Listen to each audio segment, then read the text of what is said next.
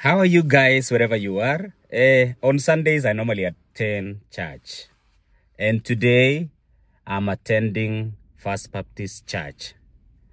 Na vile inaanza, kids Sunday school starts from 9:30 until 10:30. That's for kids, Sunday school. And then also within this time now, adults can do their Bible study. And I think it's a good thing. Yeah, it's a good thing.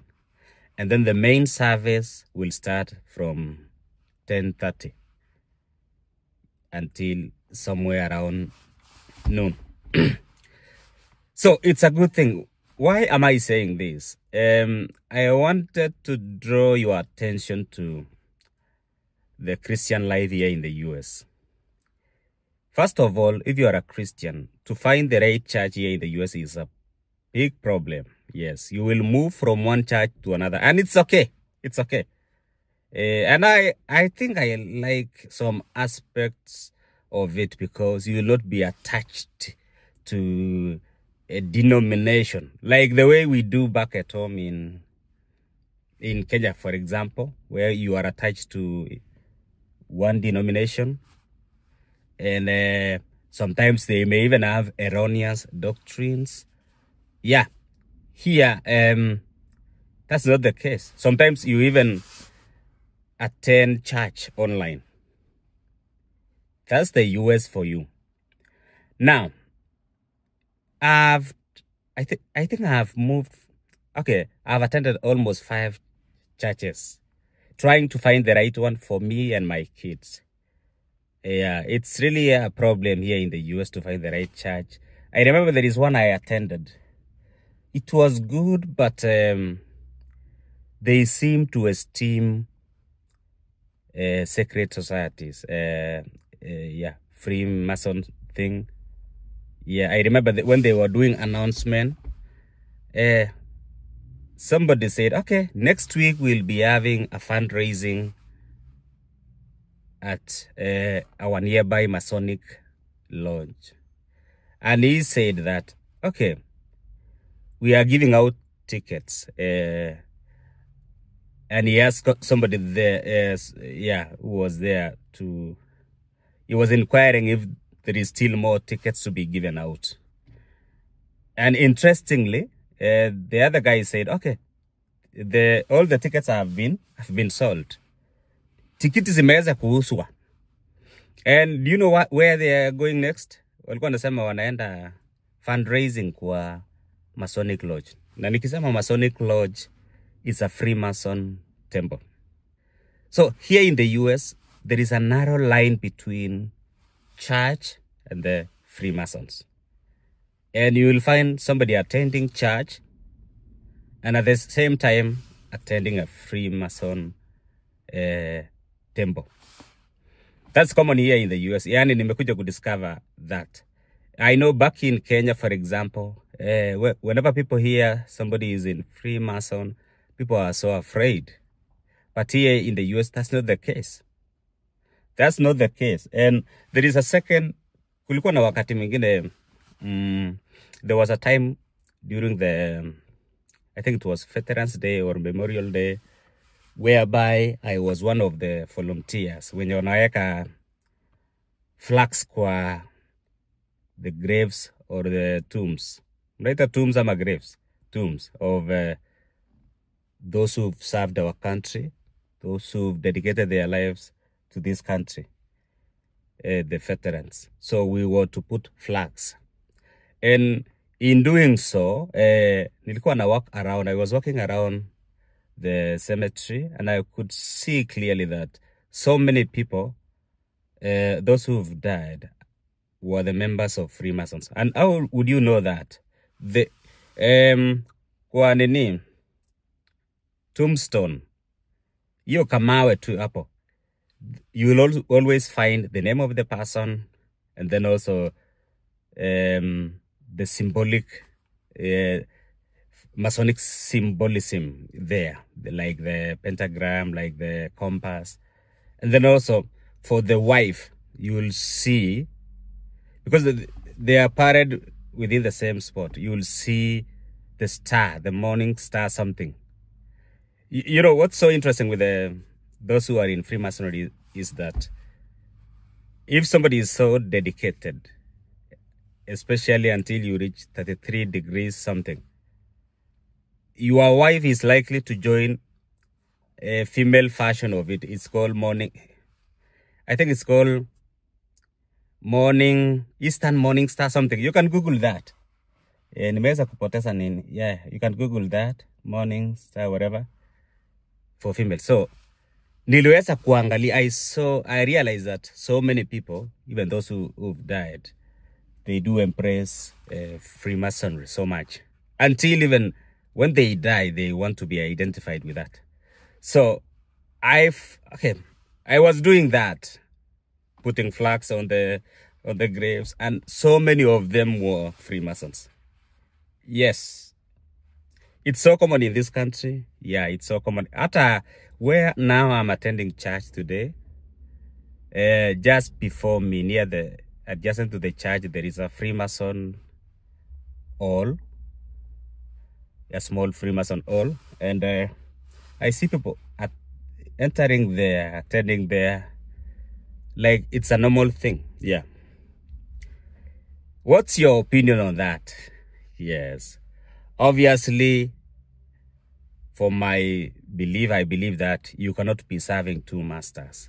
Yani, you cannot be a member of that society and at the same time be a Christian. There are so many incompatibles between the secret society and Christianity. But here, thin line. And even among watu wenye tunafanya kazi na hawa, you will find people have joined. Utaona ring. Kuna ring yao na utaona hiyo symbolism yao. And they are proudly members of the same. So, ndawaonyesha, kuna video nimechukua kidogo about that temple, yeah, Freemason.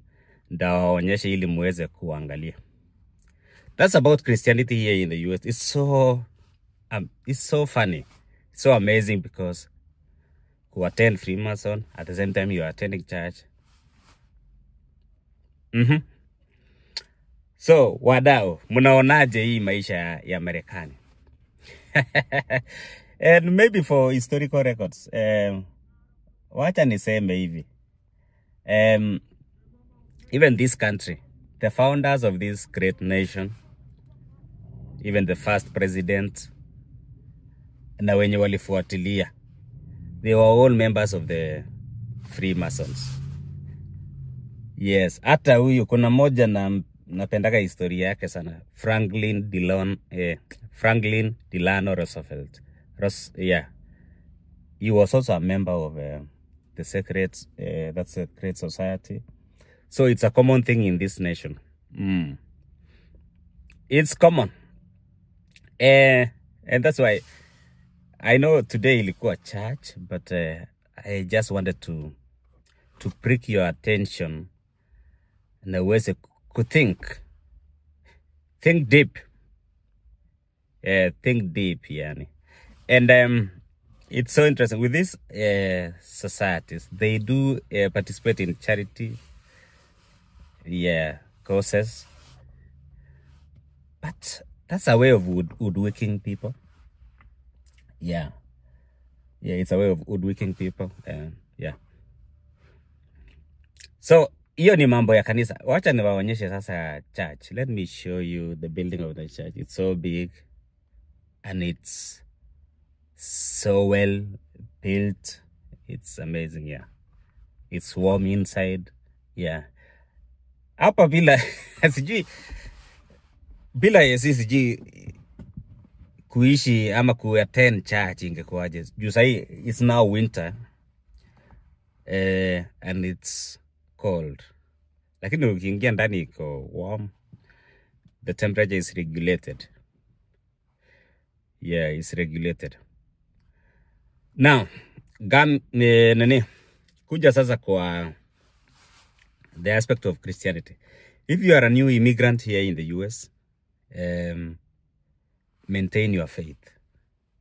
Just maintain your faith, and then also realize that you will not be attached to your denomination like you did in Africa. Yes. Yeah.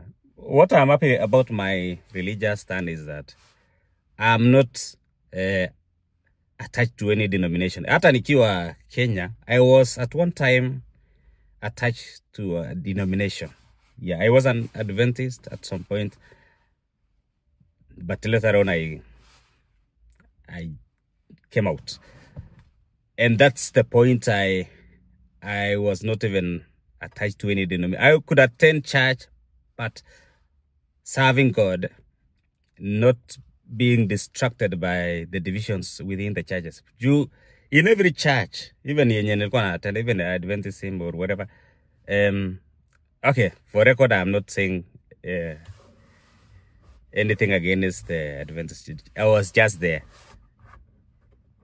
So I'm not speaking bad against them. It's only that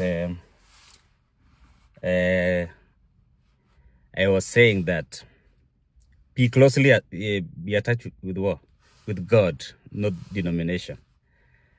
And I think the fact that I came out of that denomination really helped me, because hata kwa kanisa yenye niliattend mingi, I could fit in because sikuwa nao na hiyo judgmental spirit, because I realized that these are human beings, and every church iko na weakness yake.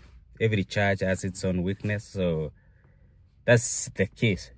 So yeah, that's the case. Every church, including the one you think it's perfect, it's not. It's not perfect. Yeah. Why am I saying this? Our focus should be on Christ Jesus, serving him only. Now, how did that help me?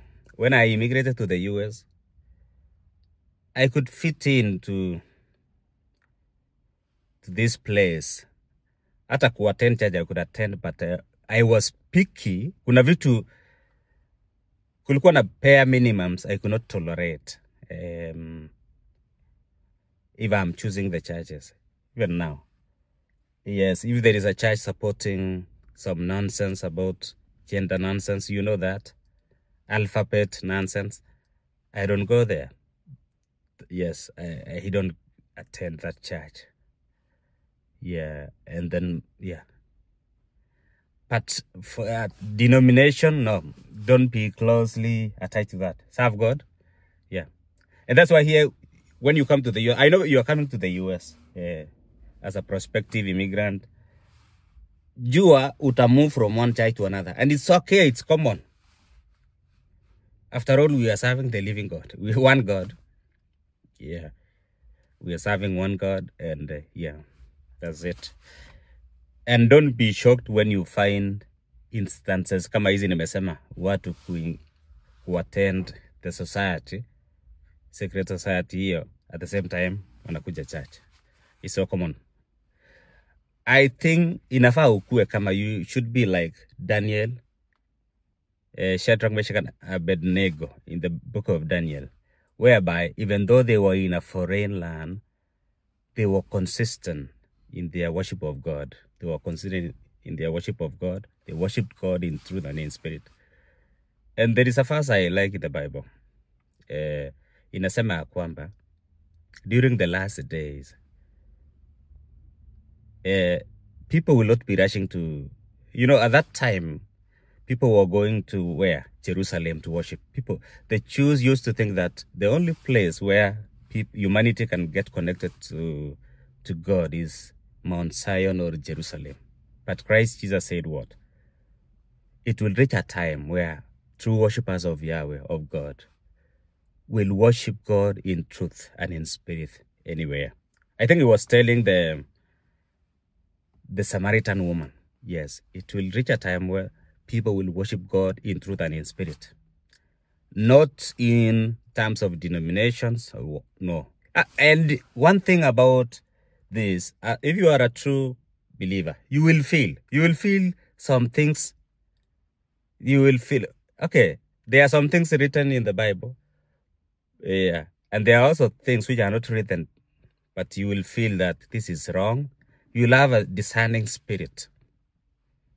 Yeah, I thank God for that, because I can easily pick and feel, okay, this is wrong, this is right. Yep, that's it today. Wacha niweze kuwaonyesha sasa kanisa na niwe, yeah. Kama kuna swali kuhusiana, I know it's a controversial topic, but let me know what you think. Yes, unaona sasa hiyo ni ile tembo nilikuwa nasema. Ndio hiyo. Naona hiyo symbolism yao hiyo. Hiyo ni tembo yao hiyo. Alafu ukikuja upande huu, hii yote ni kanisa yetu sasa. This now our church. It's okay. This now our church. It's so big. Yeah. Yeah, ni kanisa. It's so big. And I think I like this because they teach biblical doctrines. I'm not saying it's perfect, but at least for now, it's what I'm comfortable with. Yeah. Lakini nayo ukienda hivi, si nimewaonyesha kuna hiyo. Kuna hiyo. Hiyo kanisa ya watu wengine. Okay, thank you so much. God bless you. Hello guys, I nearly forgot this. Karibu nisahau hii. Here in the US, kwa mambo ya Ukristo, it's common for a Christian, you'll find a Christian drinking alcohol and at the same time attending what? Church. Yes, it's common for people to do Fridays drinking spree, and then on Saturday or Sunday they attend church. So when you come here to the US as a new immigrant, don't be surprised. People will attend church, but they were drunk on Friday or Saturday.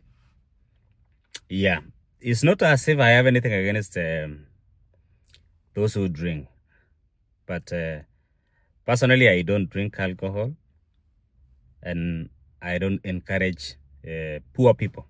I think alcohol is not for the poor, it's for the rich, because the rich person, after eating good meal, maybe will drink just 1 cup, small cup, alcohol. They call it wine. That's just another way of naming it, for the sake of the art. Yani art condition inasaidia art condition. It's for the rich. So I don't encourage a poor person to drink alcohol. You are likely to lose focus. That's it. That's what. Okay, I'm just saying this so that you know it is common here in the US to find people drinking alcohol and going to church. I remember when I came to the US, I was invited to a couple of parties. I attended parties, and people would say, okay, you are over 18. So they call it wine. Of course, if you are sharp, you will think beyond what they are saying. Because at the end of the day, even these things they call wine, people will get drunk. Watu wanalewa. So they used to tell me that, okay, you are over 18, yeah? You can, or you are over 21. I think you can drink kidogo. You can just drink this wine. They call it wine. But I never gave in. I'm a teetotaler. That's common here in the US. Now, another thing that's common here in the US is you will find that people will who are attending church, especially men. You will find some wearing what? Earrings. You'll find some wearing earrings. And yeah. I know back at home, to find somebody who is attending church and has one earring is not common. And that person will be looked down upon. But here in the US, you will find even a pastor wearing earrings. That does not mean that the Africans are not even were not even doing that in the past. No. I remember our forefathers used to do ear piercing, and there is nothing special about that. I know some people may defend that and say, hey, culture. Hata hii ni culture. But I'm not saying ukuje udunga masikio. I will not encourage my sons or anybody I know to do any type of ear piercing. And if it were up to me, I know I have girls. If it were up to me, if I were a lady, acha niseme kwa sauti ya chini hii. I will not sitadunga hii masikio yangu.